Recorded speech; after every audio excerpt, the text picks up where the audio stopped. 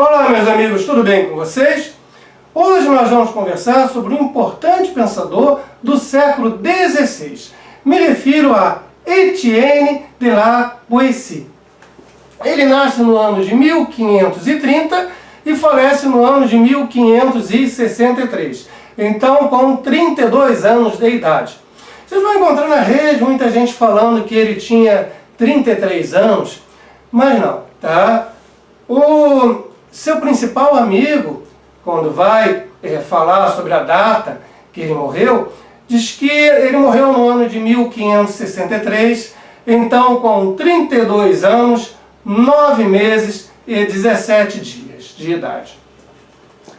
Ele foi juiz, escritor, poeta, escreveu vários versos bonitos e interessantes, filósofo francês, vem de uma família aristocrática, formou-se em Direito pela Universidade de Orleans no ano de 1553 e viveu, claro está, no Renascimento. Ele é um humanista. Atuou como respeitável e eminente funcionário do Parlamento de Bordeaux e traduziu algumas obras clássicas da antiguidade, do grego para o francês. E, pasme, apesar de ter escrito uma das obras mais revolucionárias até hoje, da qual nós iremos falar já, ele viveu uma vida até bem conservadora, que o afasta das ideias revolucionárias, porém abstratas e universais, presentes nesta sua principal obra. Se você vê a vida que o homem levou, não tem nada a ver com o espírito revolucionário da sua obra. E de que obra que eu estou falando? Do Discurso da Servidão Voluntária. Obra esta escrita ou no ano de 1548 ou no ano de 1549. O seu principal amigo, o Michel de Montaigne, escreveu que ele teria terminado esta obra, então com 18 anos de idade. Posteriormente, o mesmo Michel de Montaigne falou, não foi aos 18, foi aos 16 anos que ele escreveu o Discurso da Servidão Voluntária. Contemporaneamente, estudiosos da obra do Étienne de la Boétie calcularam que ele deveria ter escrito esta obra, então, com 22 anos de idade. Portanto, ele escreveu uma obra de juventude, ele escreveu entre os 16 e os 22 anos. Beleza, gente? O contexto da época em que esta obra foi escrita, que é o seu principal texto. Veja, é uma pessoa que faleceu aos 32 anos de idade, faleceu muito jovem. Não teve tempo de elaborar uma grande obra filosófica. Se bem que este opúsculo, veja, eu tenho até um exemplar aqui, uma tradução aqui em português, uma tradução bilíngue. Tá? Veja, pequenininha, aqui está em português e está também em francês. O livro, mesmo sendo desse tamanho aqui, é 40 páginas. Não mais que isso, a parte em português. E você encontra gratuitamente na versão em PDF, se você vasculhar a rede. Discurso da Servidão Voluntária, Étienne de la Boétie. Vale a pena ser lido, um livrinho muito pequeno. Mas qual o contexto da época em que o livro é escrito, gente? Os textos sobre a tirania, porque este é um texto sobre a tirania, escrito na França, fazendo referência ao rei da França como um tirano. Tá? Então, veja bem, os textos que assim eram escritos na época, eles eram específicos e concretos. E os exemplos dados nesses livros eram todos exemplos franceses. E eles eram escritos por autores huguenotes. Olha, quando eu falo em huguenotes, na França, era como se chamavam os calvinistas. Lembra? Nós temos vídeo aqui no canal sobre os calvinistas. Calvino, Reforma Protestante. Então veja, na França os calvinistas eram chamados de huguenotes, e eram estes que normalmente escreviam esses textos mais revolucionários. E ficavam restritos à França. Os exemplos eram da França, os autores eram franceses, todo o contexto, concretamente, especificamente, era da França, ficava restrito à França. Tá? Aí vem o Etienne de La Boétie, igual inovador, revolucionário. Porque o texto de Boétie, ele não é específico e concreto não, gente. Ele é universal, tá? E ele é abstrato.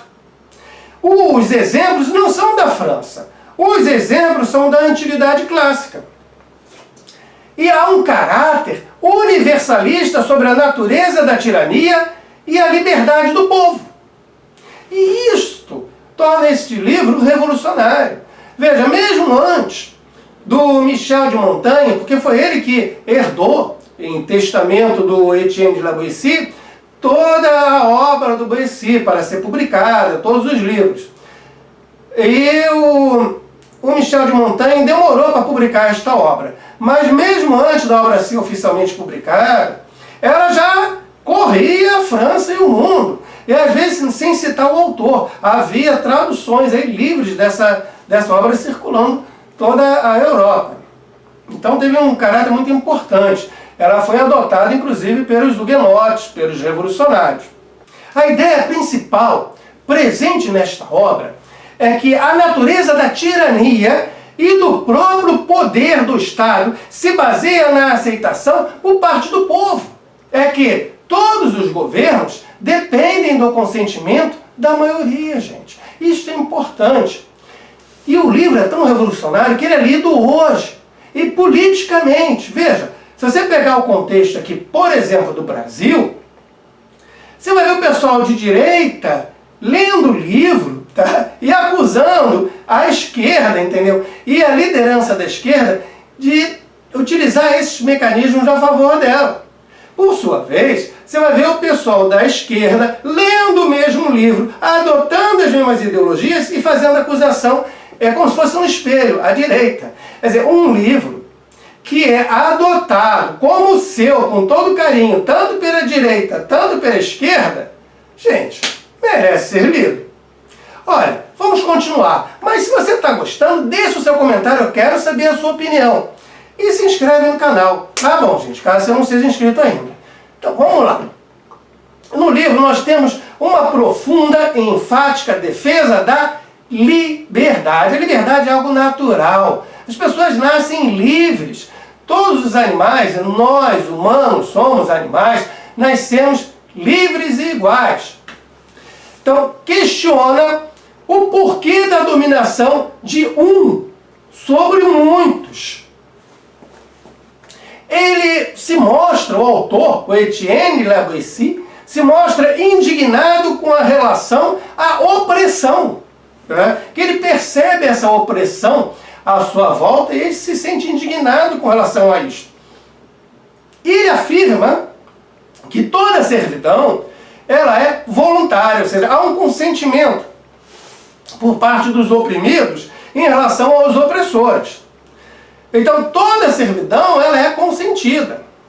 Se as pessoas quisessem se libertar, bastaria se rebelarem. E é mais fácil do que normalmente se imagina. Tá? Não há necessidade sequer de atacar o tirano. Basta não atender às suas vontades. Não atenda às reivindicações do tirano. Cruze os braços.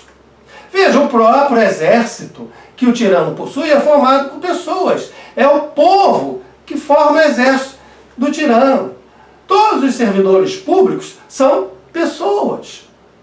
Então é o povo. O exército é o povo, a polícia é o povo, os servidores públicos são o povo, você é parte do povo. Se todos cruzarem os braços, qual é o poder que o tirano tem? Nenhum. E então, para se rebelar, basta não atender às vontades do tirano, às vontades do governo.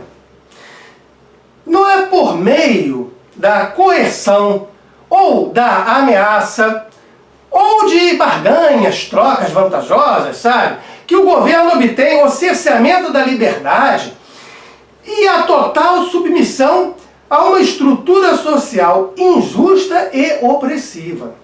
A dominação é sempre consentida por parte dos dominados. Essa é a ideia central presente no livro. O povo, ou pelo menos a maioria do povo, tá, se submete à opressão. Sem resistência, não há resistência alguma. É por vontade própria. E mais ainda, tá, demonstra satisfeito em o fazer, gera prazer. Alguns pontos importantes nesta obra. Tá? Eu vou citar 7. Tá? Claro, esses pontos que eu vou citar é a partir de uma interpretação da obra, que eu aconselho que você leia. Tá? A ilegitimidade do poder de um só sobre muitos. Isso é muito importante. Esse poder é ilegítimo. Tá? 2. Tá? A república, tá, é melhor sistema de governo que a monarquia. Isso está implícito no texto.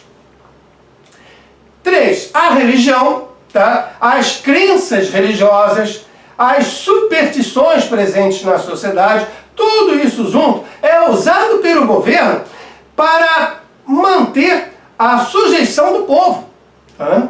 Manter o status quo. Tá? Ou seja, a religião e as crenças religiosas, elas reconhecem e garantem o poder do rei, o poder do soberano, o poder do tirano. Ponto 4, todos são iguais politicamente. 5º ponto importante, ele afirma a força da opinião pública. O quanto que nós cedemos à opinião das demais pessoas. O quanto que nós moldamos a nossa vida pelo que os outros vão pensar daquilo que nós estamos fazendo. Tá? E 6º, ele rejeita a demagogia. Veja, a demagogia é quando uma pessoa, um grupo, direciona o governo para os seus próprios egoístas interesses, convencendo as pessoas que é o melhor caminho a seguir, quando na verdade não é. Então, ele rejeita a demagogia. E 7º, tá? Ele afirma a irracionalidade da servidão e a sua vinculação a um comportamento dependente coletivo. Vou apresentar 3 razões para a servidão voluntária. 3 razões que você encontra nesse livrinho de 40 páginas. Tá? Veja, 40 páginas pequenas, que você ainda encontra gratuitamente na internet. 1. O hábito. 2. A covardia. E 3. A participação no governo. Vamos por etapas. 1. Tá? O hábito. Primeira razão para a servidão voluntária. É uma razão muito forte. Ter nascido na servidão. Você nasceu na servidão. Então você aprendeu pelo hábito, você aprendeu pelo costume, você aprendeu pela educação a servir e a aceitar como natural o estado que encontrou desde o seu nascimento, sem questionar. Você não vai questionar porque você nasceu assim, tá? Eu nasci assim, tá? Sempre fui assim, tá? Então este é o estado tido por você na sua crença como natural das coisas. Então você não vai questionar a sua servidão. Você já nasceu nela. Hábito. A covardia, tornar-se um covarde, que a servidão acaba tornando as pessoas covardes, temerosas. E o autor até usa uma expressão que hoje, uma questão do famoso politicamente correto, não seria nem utilizado, que é o efeminado. Seria um covarde efeminado. Tá? Por quê? Você passa a ter medo, você não a se opor, a questionar o estado de coisas. E o terceiro, que seria a participação. Todos têm uma certa participação neste governo.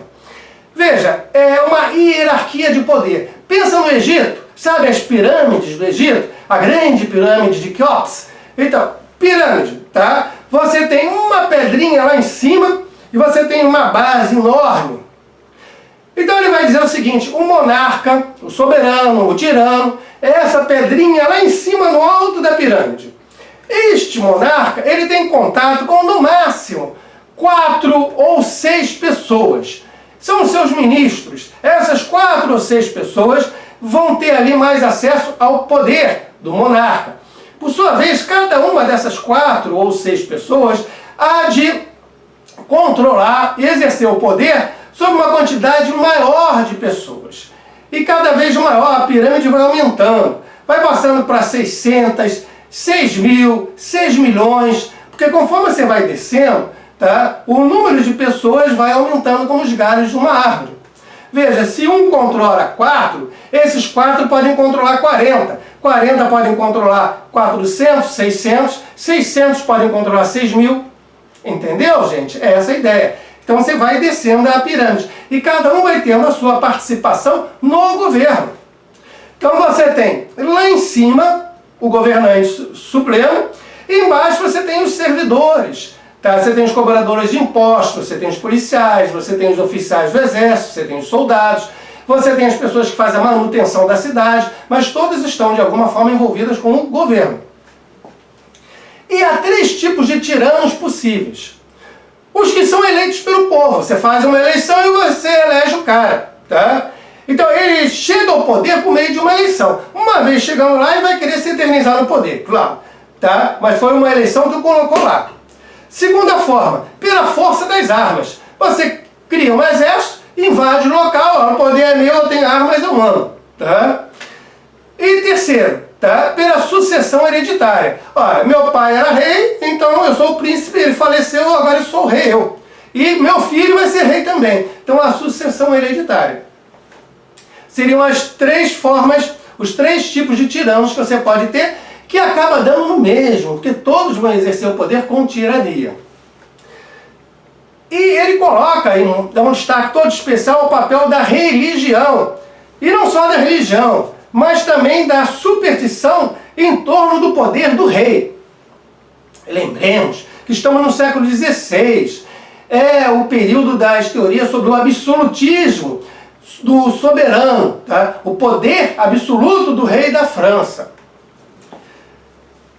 Ele fala que tanta religião, tantas crenças religiosas, tantas superstições, tem como objetivo legitimar a figura do monarca. E lembra daquela pirâmide que eu falei? Lembrei a pirâmide do Egito? É uma hierarquia de poder, tá um lá no topo, uma pedrinha, e aqui eu tenho um monte de gente. Então, quanto mais próximo do rei, maior submissão. Porque veja, aqueles 4 ou 6 que estão ali muito próximos do rei, eles são vigiados até no pensamento. O rei está olhando para a cara de cada um. Ah, não estou gostando do comportamento dele. Tá? Eu acho que ele está me traindo. Então, quanto mais próximo do rei, por lá tem maiores benesses. Claro, o peixe, ele é fisgado pela isca que você põe no anzol. Se você não colocasse uma isca no anzol, o peixe não vinha comer a isca e não era fisgado. Então, há as benesses. Só que aqueles que se aproximam muito do monarca acabam, geralmente, sendo prejudicados, às vezes perdendo a própria vida, por causa dessa proximidade. Eles são totalmente vigiados pelo monarca. Tá? Quanto mais próximo, mais de olho nessas pessoas o monarca está. Por sua vez, na base da pirâmide, então onde você vai ter o quê? Os camponeses, os artesãos. Estamos pensando na Europa do século XVI. Você pode passar isso pelo tempo contemporâneo, tá? Mas eu estou explicando o livro. Tá? Mas é plenamente possível e fácil até você imaginar isso dentro da nossa realidade contemporânea. Então, na base, as pessoas estão mais afastadas do monarca, do soberano, do tirano. Tá? E justamente por estarem mais afastadas, elas são mais livres e também mais felizes. Isso por quê? Porque apesar de terem de obedecer também a todos os decretos do monarca, elas têm o restante do tempo livre. Ó, é para eu fazer isso? Beleza, eu faço. Agora não tem mais ninguém me vigiando, eu já fiz o que era para fazer. É para pagar esse imposto, eu paguei. Agora o restante, a minha vida é problema meu. Não tem ninguém mais me vigiando. Beleza? O tirano, ele há de dizer que ele nunca ama. E também não é amado. que não é possível para o tirano amar ou ser amado. Porque a amizade verdadeira, e veja, aqui a questão do amor, vamos incluir a amizade também, porque o tirano não tem amigos sinceros, tá? Ele também não pode ser amigo de quem quer que seja. Porque a amizade exige reciprocidade, tá? É uma via de mão dupla.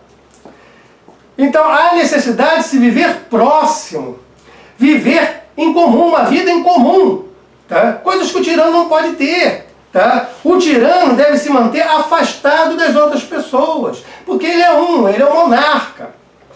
Ele é o eleito de Deus para todos governar. Então, o lugar por ele ocupado, só a ele é permitido ocupar, a mais ninguém.